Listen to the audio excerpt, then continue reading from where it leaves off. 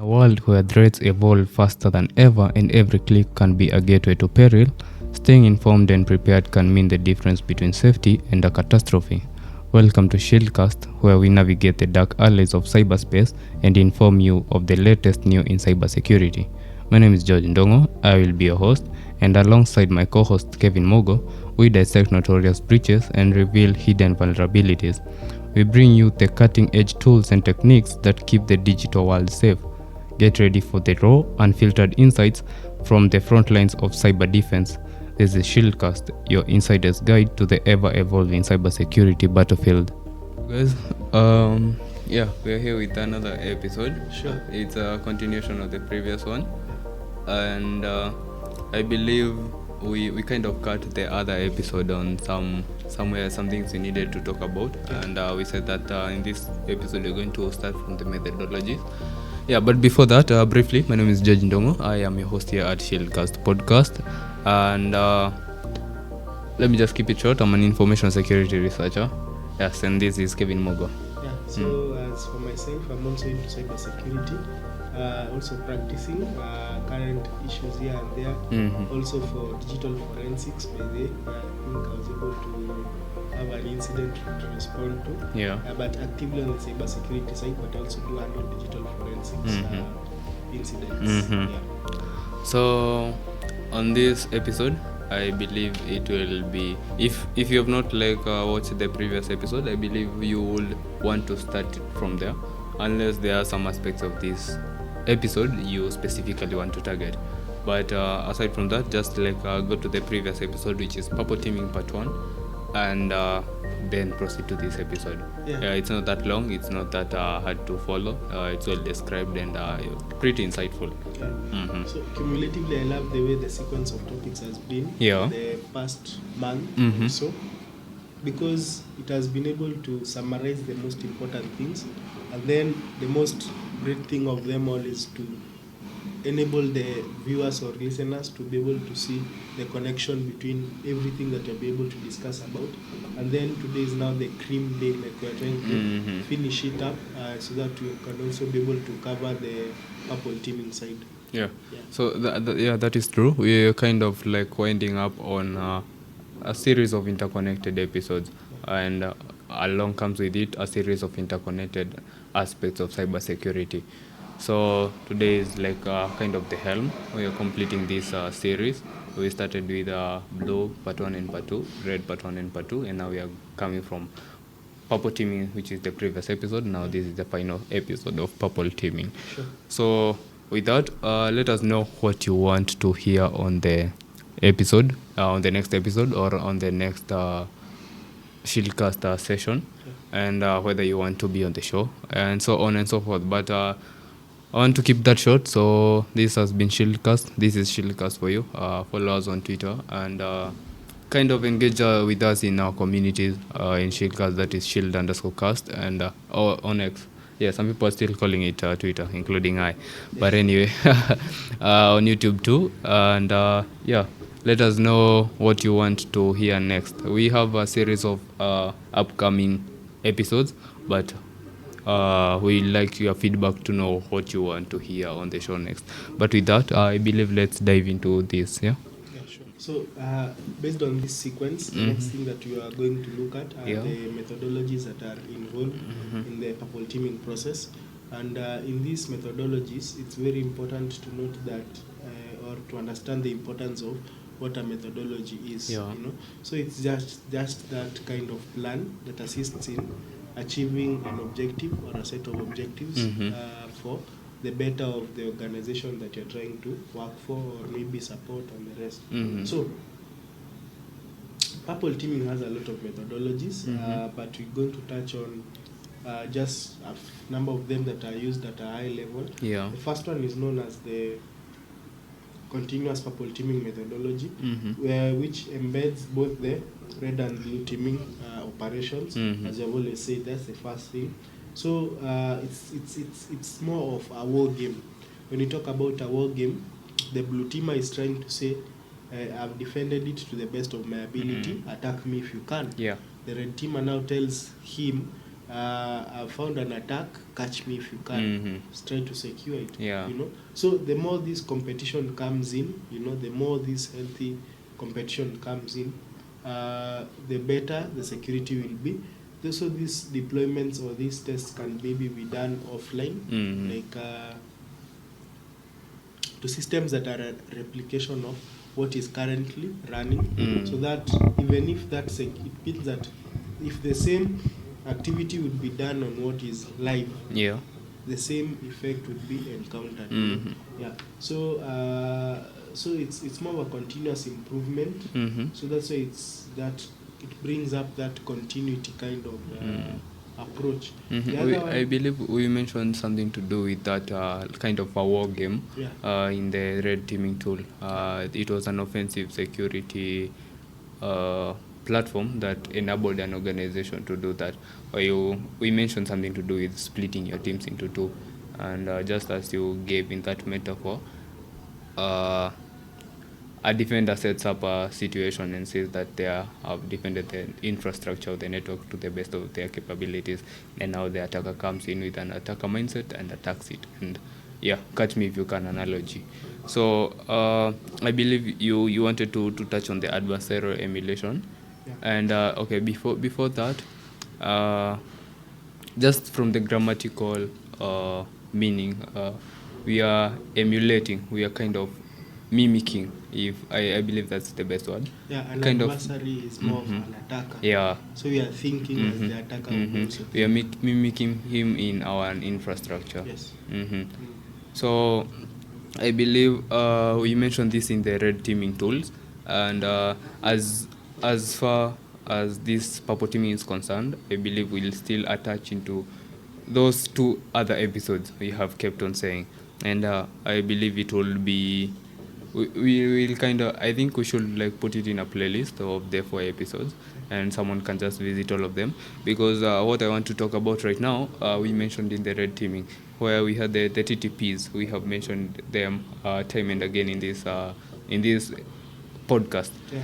So I believe this is where you're emulating an attack, you have to research the niche in which you are in, the organization in which you are in, which tactics, which techniques, and what are the procedures that attackers tend to use to infiltrate your network or to invade your network. From there, you will kind of mimic that attack and now defend. So based on that, you can also think of it as TTP. Yeah. How will this attacker be able to compromise my system? What character, what procedure, what methods does this person use? So sit down and say, this attacker uses method 1, 2, 3. Okay? So if I simulate the same method 1, 2, 3 on my system, network, database, or anything else, will it be able to survive? Okay, so it's also another good way of thinking. And the good thing with it is that you can be able to use it collaboratively with the first, which is more of a catch me if you can. And then now we are now trying to say catch me if you can, while I'm using attacker X strategy. Yeah. You know? Yeah. And from there, you're able to refine the network and have a better security posture. Sure. On this aspect, and I believe threat hunting integration, once it's a very broad topic, and maybe one day we'll dedicate a full episode onto that. But let us now discuss it as an aspect of purple teaming or just a methodology. Yeah, sure. So in cybersecurity, you can touch on a topic only to find out it was a course on its own. My computer studies teacher in high school used to say that. Yeah, so you find that it's more of a subtopic, but now when you dive deeper into it, you start what is a threat. Yeah. What is threat hunting? So we know a threat, we know what is to hunt, but now threat hunting, what is it? So we have been able to find what are the characteristics. So what is it that we look for that will give us that signature confirmation that this is the attack that was initialized some time back and it has happened to you. So threat hunting is proactively searching for threats rather than waiting for them become detected. So we are the ones moving that step forward, not really in the name of we are not trusting the systems that are already there, but they are also something we call uh, false negatives. You know, there's also false positives. So in order for us to avoid such scenarios, we are introducing another tier, another layer of security known as the threat hunting integration to provide insights for indicators of attacks and also indicators of Compromise, yeah, We there have was discussed about the two of them earlier on, but the main difference between indicators of attack and an indicator of compromise, attack is trying to, one is trying to steal, but the other one is now trying to just to there's one that trying to see, and now the compromise is now trying to bring down. You know, kind like, of affecting the integrity of whatever is exactly, in there. like after this attack you'll not Yeah. be able to perform as you usually Yeah, do. yeah, Yeah. So, So- that's now the side of threat hunting integration. So let us couple the two next points.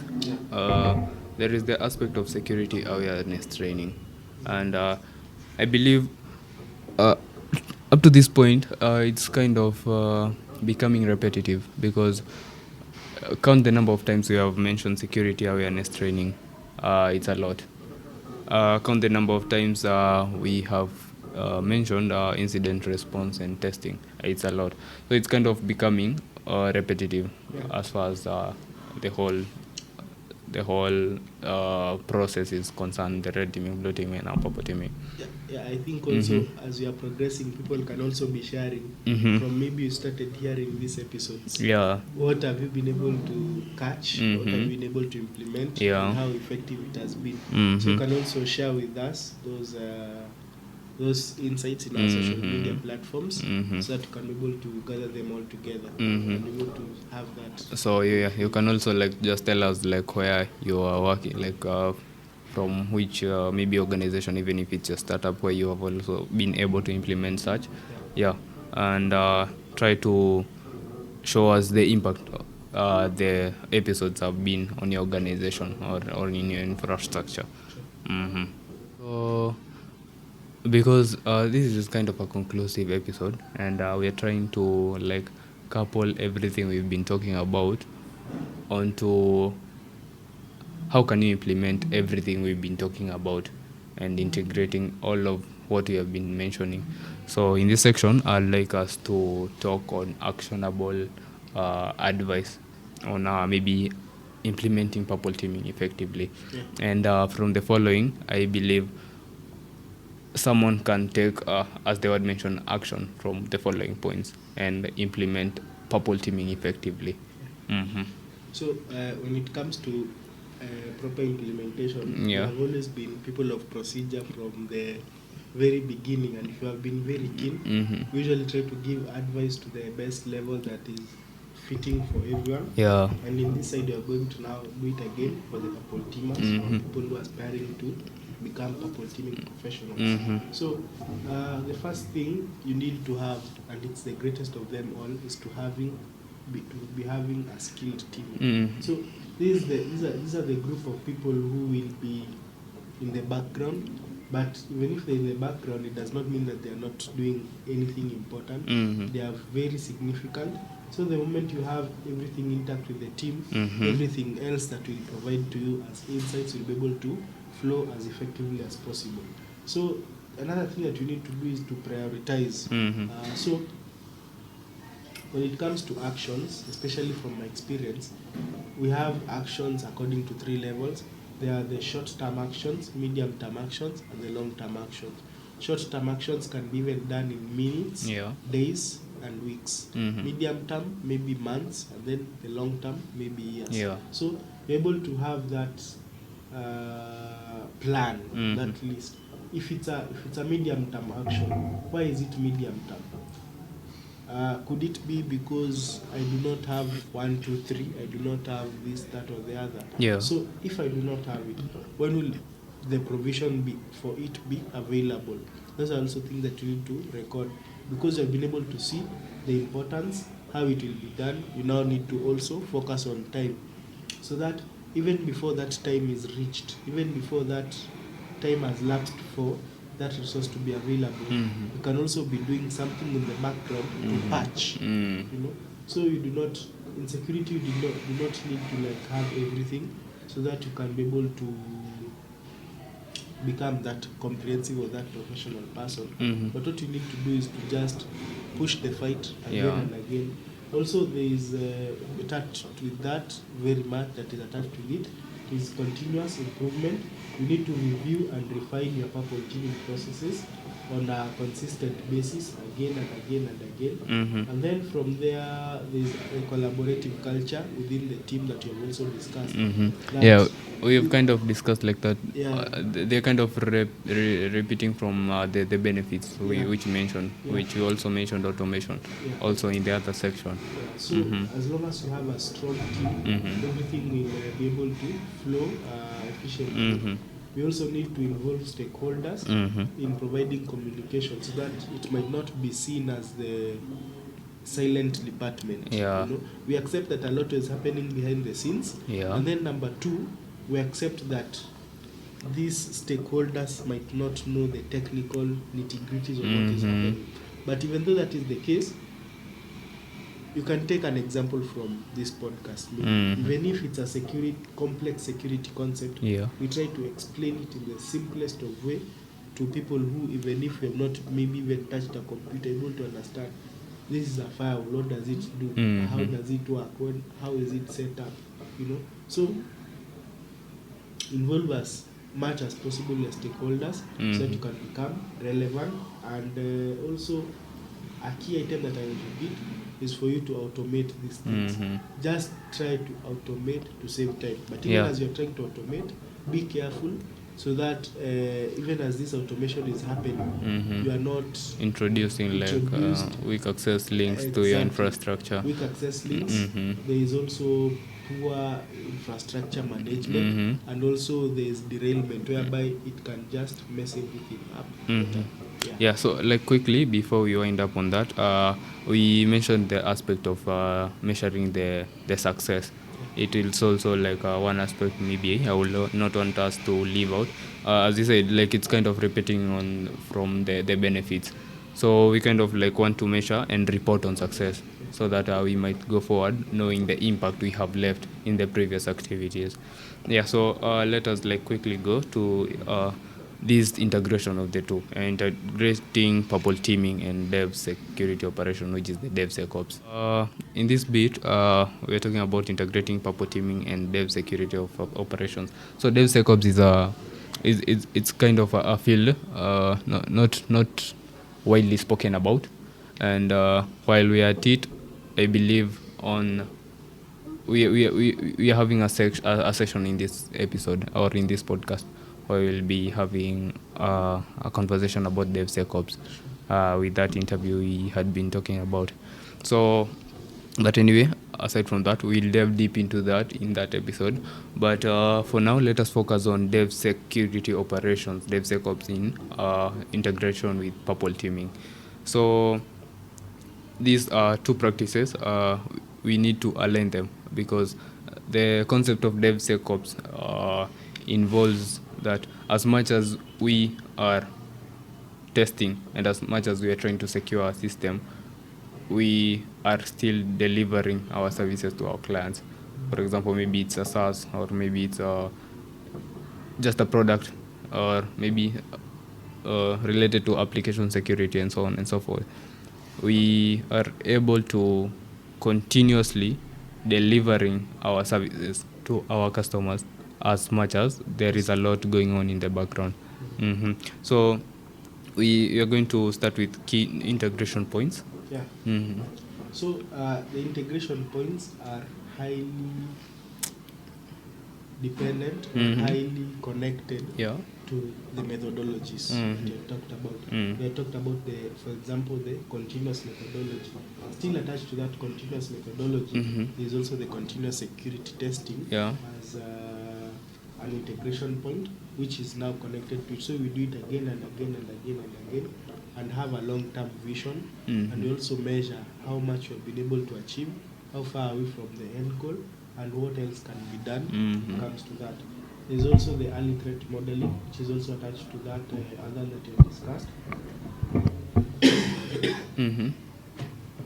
whereby we say we're trying to incorporate the threat modeling in the early stages of development to Mhm. identify the potential Yeah. vulnerabilities. So remember, we're also touching on DevSecOps. Mhm. So we are building while securing and also foreseeing what threats can be there. So Mhm. those threats are what are guiding us to provide more catch points on where we would improve our system during the development phase. Yeah, and that approach of like not building blindly. Yeah. Yeah, you're taking feedback from what you have found in the vulnerability scans, or Yes. maybe in the pen testing activities, Yeah. to bring us to something we call threat informed development, Yeah. where as as you secure your application, Yeah. as you develop your applications, you implement the patches as you go on. Yeah, To based on the Yeah. issues that you have already Mhm. seen. Mhm. And then you can also outsource them maybe from CVEs. I think Yeah. common vulnerability exposures. Mhm. You can also check out this update. They usually have a well documented structure, including the name of the attack, Yeah. the description of the attack, and The- also the the time. level of risk Uh-huh. that is also attached, when it was discovered, and Mhm. the rest. So you can have your own CVE checklist, and you're also trying to evaluate. And also the last integration point Mhm. with this is the aspect of incident Incident response response. Yeah. integration. Uh-huh. Okay? So by this, you ensure that there is seamless collaboration between the development, security, Mhm. and operations team during incident response. Mhm. And that is where we lay a lot of emphasis on the purple teaming, Mhm. because it is these purple teamers that are able to now create that joint joint web, Mhm. so that if you, as much as you are securing, you are not forgetting to defend. Mhm. Yeah. So that is also another broad topic, because as far as incident response is concerned, we find other aspects of like business continuity and all. So we there is need to develop like kind of a checklist or guidelines to guide us in this time of maybe havoc, let me say, or maybe in times of attack, or what the activities are we going to do, or what our operations are going to be prioritized in order to like ensure that the business operations are not like disrupted. Mhm. So this question might pop up as we because the aim of this episode is to kind of like provide like some points of action. The question might pop up like how can purple teaming support compliance, and I believe I mentioned in a previous section that it being incorporating like both the red and the blue teaming activities, you kind of get that holistic approach, let me call it that, so that you can comply to the regulations that bound your organization. Yeah. Mm. Sure. So when you talk about compliance, Yeah. it's another language for what is it that the blue team and the red team can do collaboratively to ensure that our company X Mm-hmm. is compliant with the laws of the land. Okay? Mm. So there's the aspect of compliance gaps, Yeah. which is now the first one. Mm-hmm. We can subject our systems to vulnerability assessment. Mm-hmm. We can subject our systems to real-world attacks. We can also evaluate the effective controls. You Mm-hmm. understand? Yeah. So when you're trying to identify the compliance gaps, these vulnerabilities can be identified based on first understanding what kind of system are we trying to patch. Yeah. Okay? So we are trying to patch a web application. So in this web application, what are the things that you're supposed to look at when it comes to vulnerability assessment? You're supposed to look at default usernames and password. You're supposed to look at cross-site request forgery. Yeah. You're supposed to look at brute forcing. You're supposed to look at man-in-the-middle attacks. Yeah. You're supposed to look at SQL injections and many more. Mhm. So as you're trying to now understand this comprehensive vulnerability assessment, it's supposed to have a checklist, as we usually say. And then now that's going to lead us to the second phase, Yeah. which was now the attack simulation. Mhm. it will now tie down to penetration testing as something that a purple teamer can do, Yeah. whereby we say you're subjected to real world attacks. If it was subjected to the same brute force, would it have been successful? Yeah. What is the proof? Check out our system at 2 a.m. Sometime. We left a brute force continuing and up to 5 a.m. in the night. So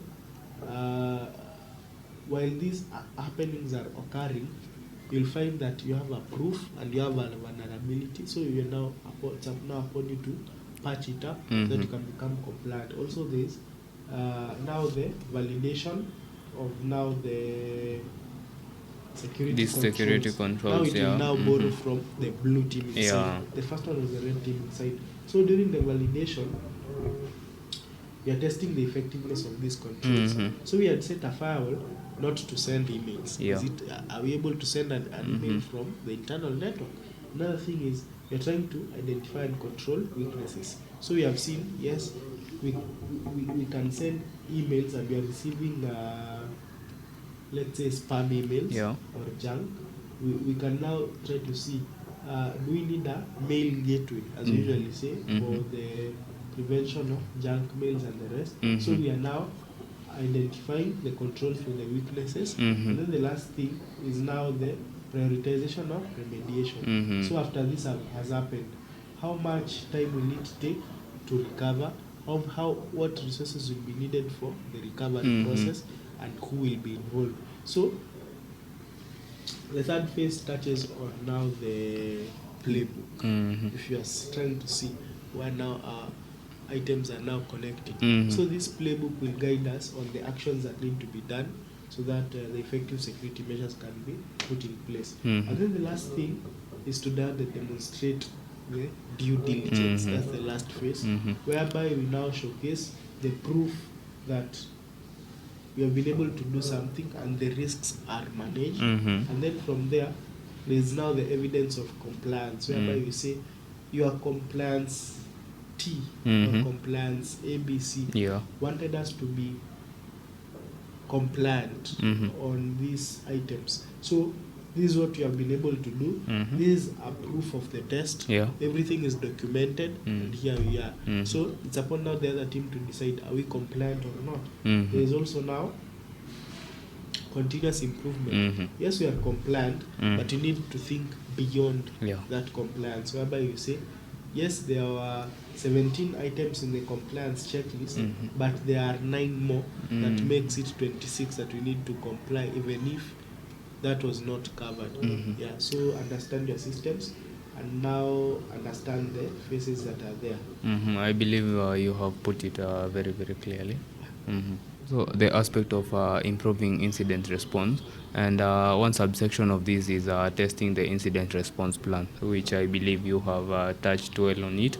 So I'd like to expound on these two sub-points, which are enhancing communication and accelerating response times. So to start with accelerating response time, so I believe we have mentioned this on the average time an organization takes to respond and the average time an organization takes to detect. We have mentioned that in the previous, I think in the previous section or in the previous episode. So the aspect of enhancing the communication comes where by simulating the real world incidents, and organizations can improve communication and coordination among these teams. So that is the whole idea of purple teaming, which I believe it is safe to say that it cannot exist without this integration, which uses communication, or rather effective communication, as a core of its operations. So with that, I believe let's go to some of the challenges of purple teaming, but this time in the cloud, because I believe we have already mentioned hurdles. I think we call that section hurdles in purple teaming, but we focused on hurdles or challenges in purple teaming generally, where we talked about challenges to do with resources and challenges to do with management and also the ROI.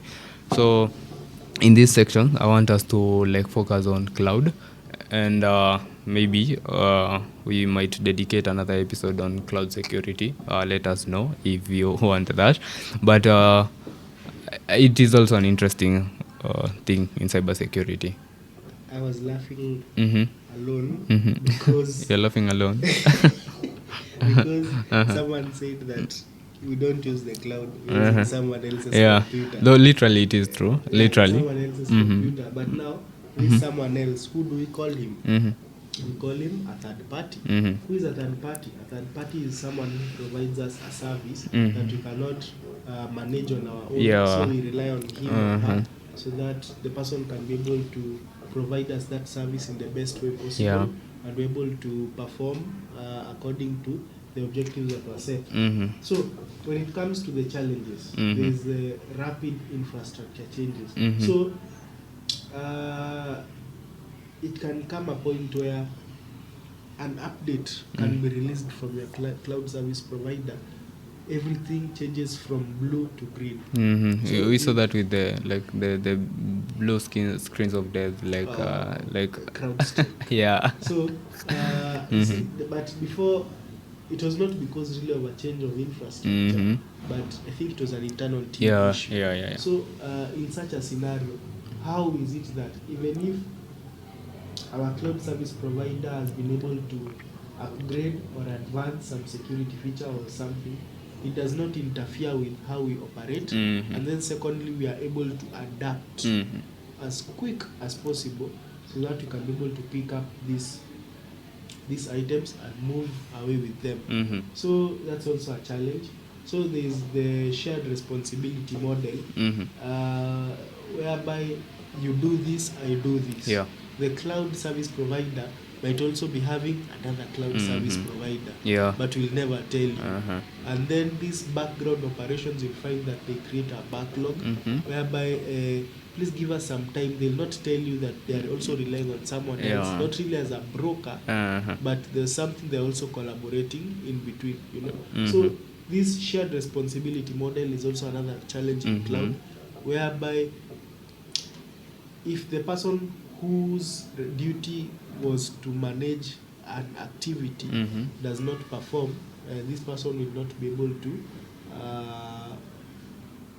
carry out the duty in an effective way. Yeah.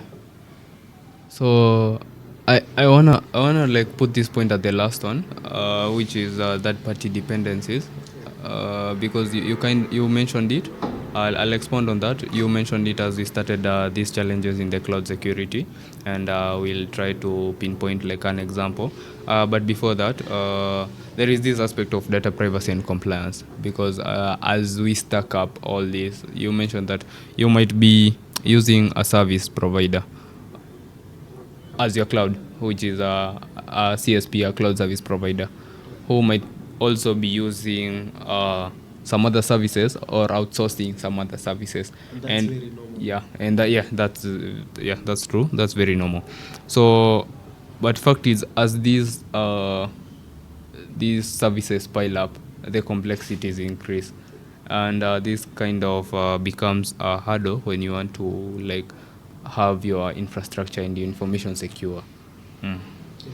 So on top of that, based on the data privacy and compliance, I've seen some acts state that if you are reliant on a third party, the third party also needs to be compliant. So you have been working with this third party for 8 months, 2 years.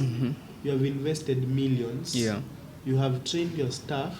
Everything is flowing smoothly. Only for you the next day to be told you need to stop your operations because your service provider is not compliant again on policy or law or Act 123. So you communicate to your third party, your cloud provider, hey, you need to be compliant. How long will it take? We had already started. It is a long-term process. It will take us 2 years.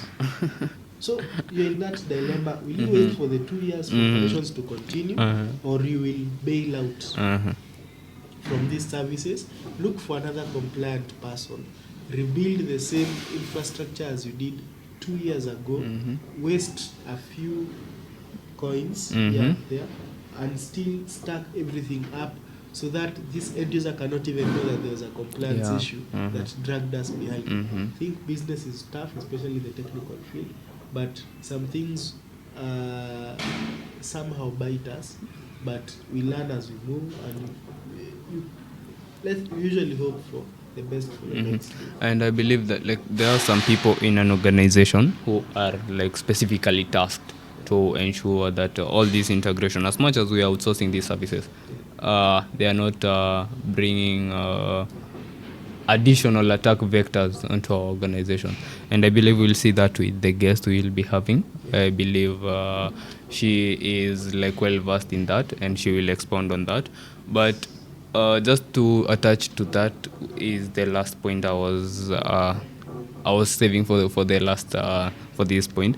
It's third-party dependencies, and you mentioned that an organization might want to outsource some services so that they may effectively serve their customers, or they may effectively achieve their objectives, which you also mentioned is also so correct. It's not wrong, but there is that aspect of ensuring that even if we are partnering with these third parties, and we are not bringing over a third-party dependency issue to compromise our data or our infrastructure.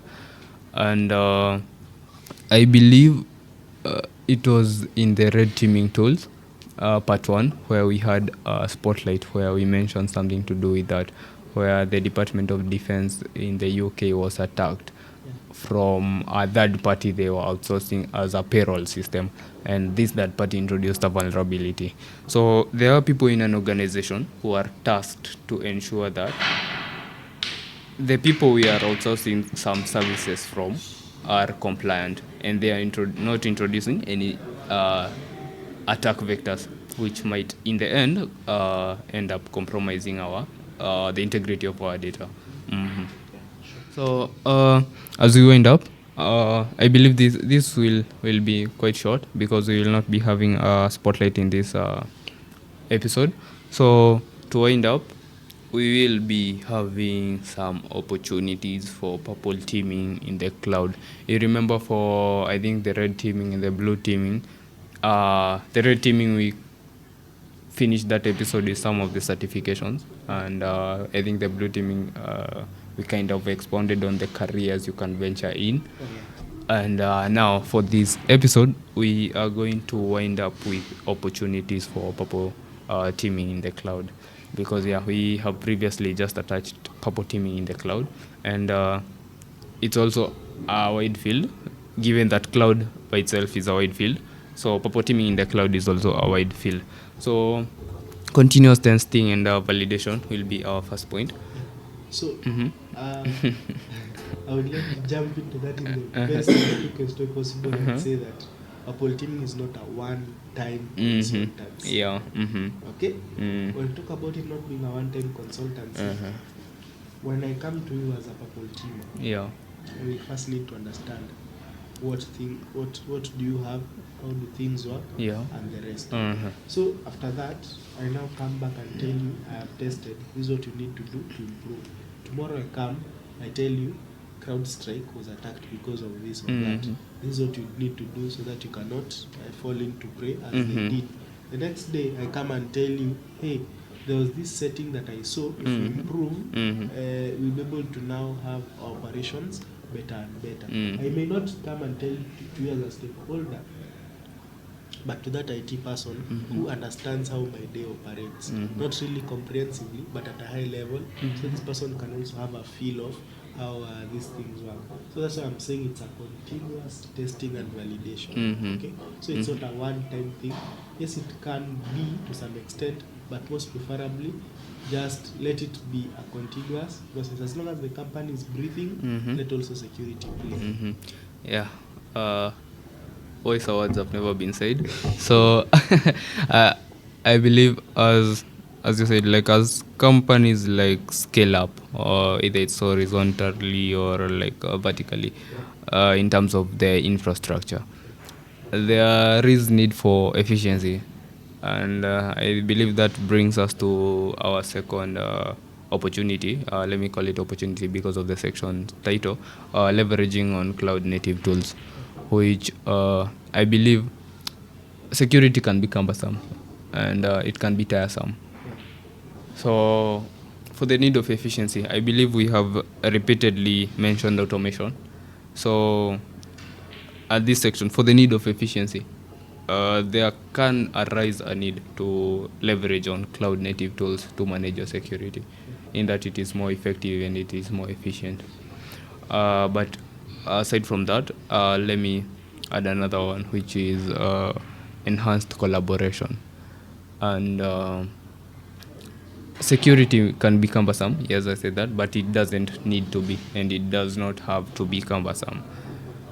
This can easily be outmaneuvered by effective collaboration between different teams, especially in big organizations, I would say, because you find these big organizations, these two red teaming teams are two distinct departments, unlike in startups and SMBs. In fact, they've all been one department. Yeah. So you just stay over there. Yeah. Know how you will organize yourself. We'll come back to you later on. That later on is 2 years. Yeah. So there, especially, I think this is so relatable in those big organizations. There, a small organization, a CTO might be listening to us and wondering why are we saying collaboration yet it's just one team. Yeah. And he knows, yes, you're securing. Go secure. Yeah, go secure. So there is that need for collaboration and effective communication between these two teams. Yeah, to ensure that the same objective of security is not cumbersome and it's effectively reached. So as we wind up on this section, there is cost-effective scaling and. So in cost, you need to know. Yeah. It's like the way a child would come to a dad. Yeah. A child would need an expensive toy, let's say a bike. The bike goes for this amount. The dad does not have that. Maybe the dad can have a toy car bought for that child. So with this scenario, you see that the dad can maybe just afford a car. Yeah.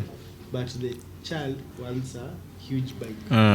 So can we start off with the car as we move on to the bike? The bike will come, but later on. So the similar aspect also borrows from security. Is also applied in security rather, whereby you say we need a tool. This is the budget. Yeah. But you don't have that allocation or provision for the purchase of this tool or this skill or this consultant. But what can you do in the meantime? You can start with this trial tool. There's an open source tool that does 70% of the work, but not completely. Let's first start with it as wait for the major answer. It's also another thing to always consider when it comes to now the purple teaming aspect. Yeah, so at the end of the day, that is what I wanted to add on to what you were saying. We are trying to secure our data, our infrastructure. And as you mentioned, I think there is that phrase work with what you have to do what you can. Something to do with that. I'm not very, very familiar with that quote. But the English is there, the understanding is there. But anyway, at that moment, work with what you have to do what you can, or to try and achieve that objective. Yeah, that is that aspect of cost-effective scaling. But on the last point is real-time threat intelligence, where we have mentioned this threat intelligence in a previous section, but in cloud you can leverage it to kind of have an accurate simulation. And the aspect of prioritization comes in here, where you won't waste your energy, your resources, and the skills of your workers working on something that maybe is not as critical as it may sound. So here's where cloud comes in. You can have accurate simulations of the attack that are most likely to face your organization. You're predicting them. And with this, you will have at least the accurate defensive mechanisms when the real world, like that attack really hits your organization. And at the end of the day, you are leveraging cloud to be as accurate as you can, and to use, especially for smaller teams and small organizations, to use the time, the resources, and the energy preparing for the right thing, if I have put it correctly. Yeah, and also another advantage of having the real-time cloud or threat intelligence through the cloud is that cloud tools, a number of them are a click and go. You tell them, I have this, I want this, let's work together. Oh, that's what you have. It's already part of our package. Yeah. So you'll just click, select the software that you're trying to secure. Okay. It will be secured 24/7, 30 days a month, 31 days a month. Is the cost. So it's just you pay and let us do the rest. And one advantage of it is it's kind of like you won't like end up spending a lot when you don't have a lot of users. Like it scales up according to the number of users. Like it kind of helps, especially small organizations, even big organizations. When you have less user base, you kind of end up paying less because you do not like use that service a lot compared to your like competitors maybe who are bigger in the industry. Yeah, but with that, I believe we are at the end of this episode. And purple teaming is a very like deep topic, I would say. And an interesting one, of course. Yeah, of course, and an interesting one. And as much as we might say like it's a new term and a new field in the cybersecurity, more is yet to come. And if maybe there is one or two aspects you believe we have not mentioned, feel free to comment down below. Feel free to suggest it that maybe we might arrange to like expand it on it more, rather. But with that, I believe we have come at the end of this episode. So this has been Shieldcast Podcast. That is Shield_cast. Find us on Spotify.